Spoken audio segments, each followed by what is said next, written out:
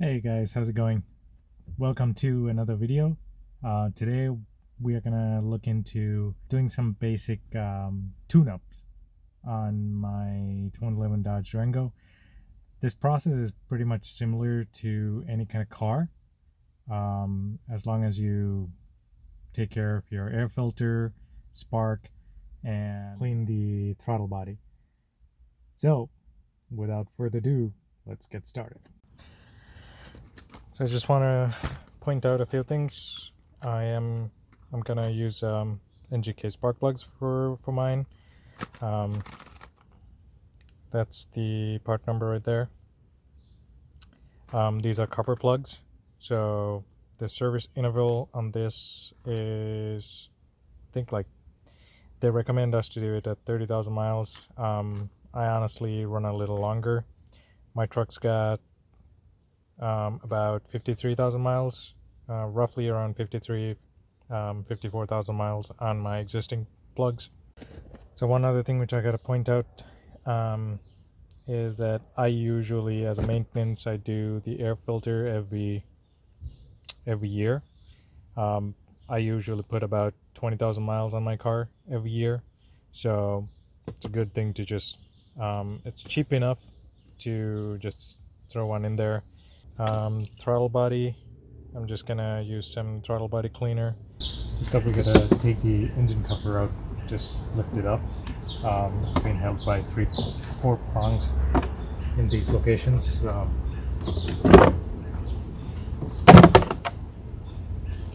This is a 5.7 Hemi.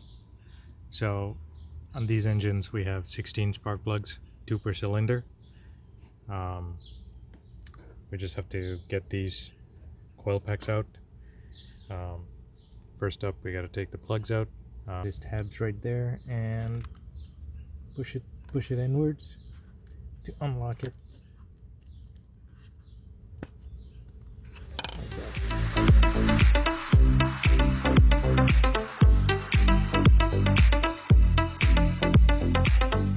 Next, we gotta take the coil packs out. These are 10mm bolts. Right there, there's 2 of them, one right here, one right there. So take all the 16 bolts out, both sides, and then the coil packs just slide out.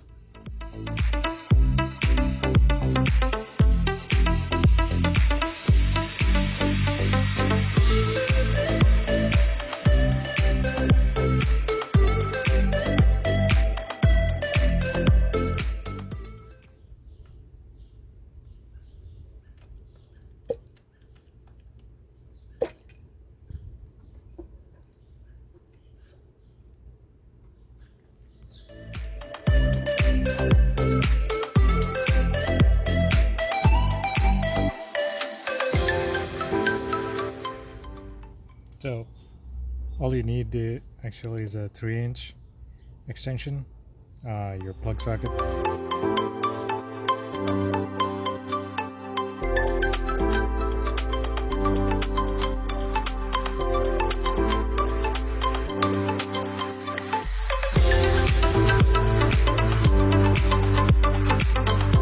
So here we have a brand new plug, and let's take our old plug right here just to compare the two. Right there, it's a little bit worn off. Just have to get the gap right, and we'll go from there. Alright, so sorry I did not have the video where I showed the new plugs getting gapped. This is one of the plugs which I pulled from the truck, and I purposely made this gap a little tighter, so I can show what to do when you're gapping the spark plugs. So grab your filler gauge, and these plugs should be originally gapped to 43 thousandths of an inch. So all this filler, so grab your filler gauge and combine the numbers to get 43 thousandths of an inch. So this is 35 thousandths of an inch. So I'm just gonna grab the 20 right there and 23 right there. Alright, so put those aside, and so that's 43 thousandths of an inch. Combine the two together and check the gap in between. So if you, as you can see, it's you can't can't get in there, so we have to open the gap a little bit. This is another tool to check the gap. Over here you can basically slide it around, and so I'm just going to use this tool to open the gap a little bit, just like that, and grab your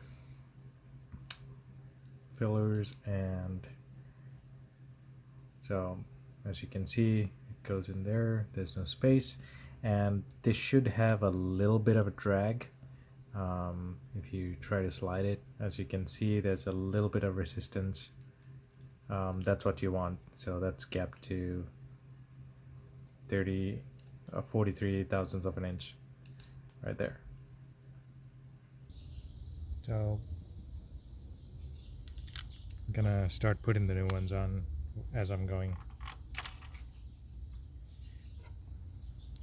Do a turn backwards until it clicks, and tighten it down until snug. And you can use a torque wrench for to tighten it. These go from, it's an aluminum block and a plug with a crush washer right here. So some of them are V-tapered. Those need to get torqued a little lower. These need to get torqued anywhere between, I think, up to 21 foot-pounds. I'll double check that in a little bit. For these plugs, here are the specs. Usually it's in the back of the box. So gasket type, if it is iron head, you gotta torque it down between 18 to 25 foot-pounds. This car's got an aluminum head, so it's 18 to 21. So I'm probably gonna set, or if you're gonna be hand tightening, there we go, half a turn or 2/3 of a turn to get tightened. So I'm gonna target it on, probably push it on like 19 foot-pounds on my torque wrench. That's 15 right there, and so 17, 18, and 19 right there, before it goes back to 0, which is going to be 20.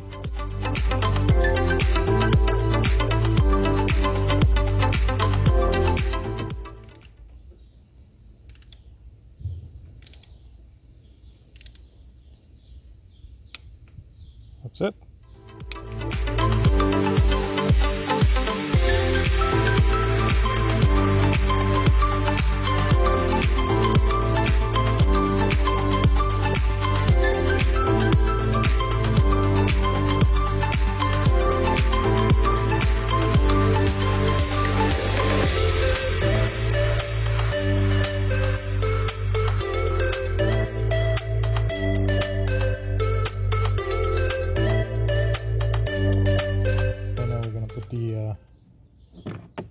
Put the coil specs back on.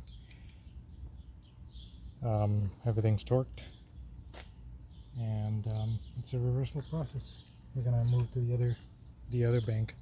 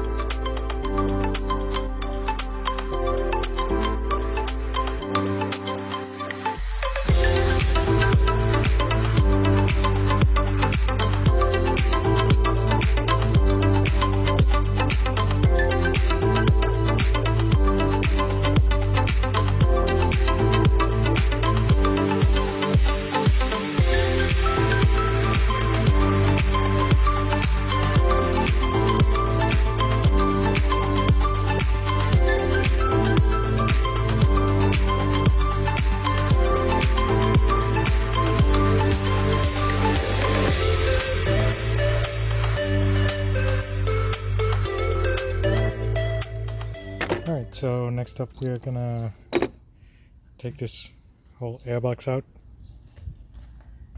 and this is where the air filter goes. There's two tabs right here, there's one right there, and there's one right here. Take that out. We'll have to take this hose out. You probably saw that I just unhooked it from here before. So the airbox comes out, and there's two tabs holding the airbox right there. So just slide it this way towards the left side of the car. There's one right here too, and I'm gonna take this 10mm bolt out. In order to take this whole piece out, there's one 10mm bolt. Actually these are 8mm or flat, and you have to take this guy out too.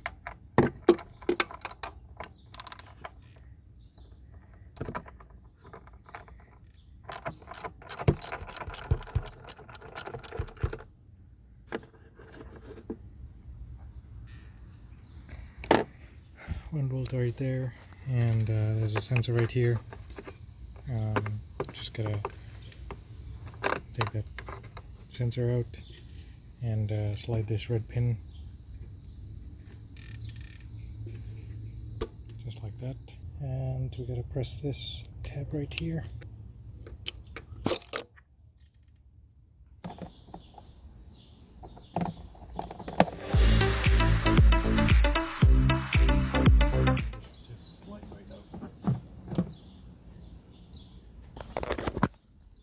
That's where I was talking about, the two little tabs right here, one right there, one right there.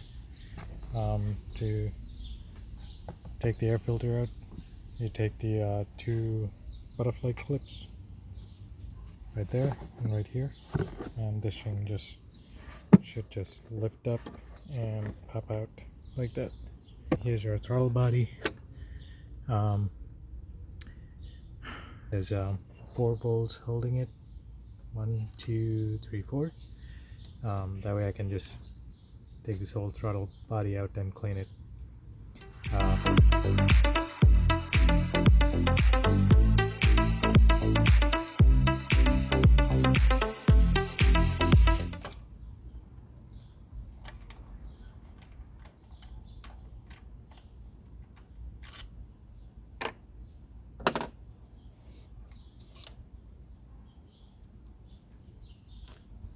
Honestly, it's actually not super bad. I've cleaned this maybe about 50,000 miles. Probably a little more than 50. I'm just gonna spray everything and clean the throttle plate, all the gunk right here.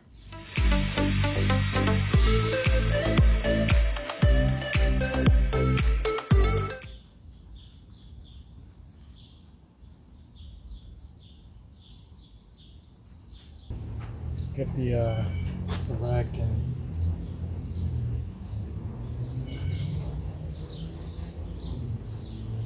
run it by this O-ring.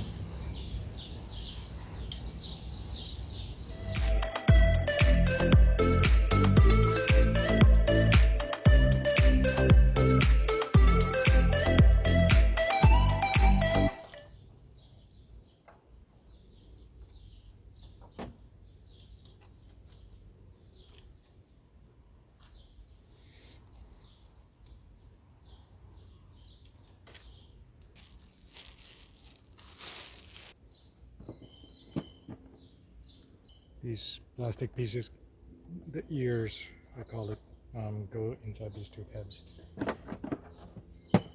just like that.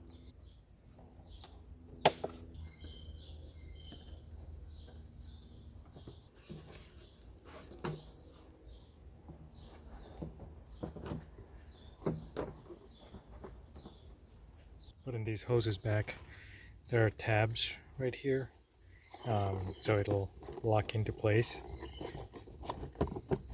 So So when you're putting this back, there's a tab right here which goes in between these two plastic pieces.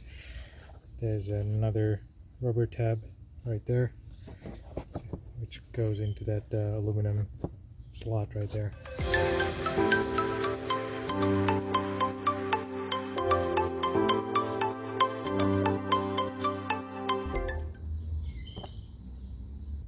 Just look it back, make sure this is all good. So there we have it.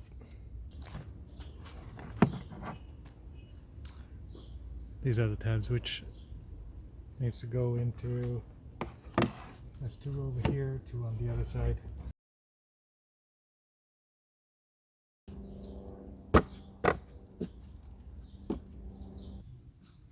Let's fire this thing up.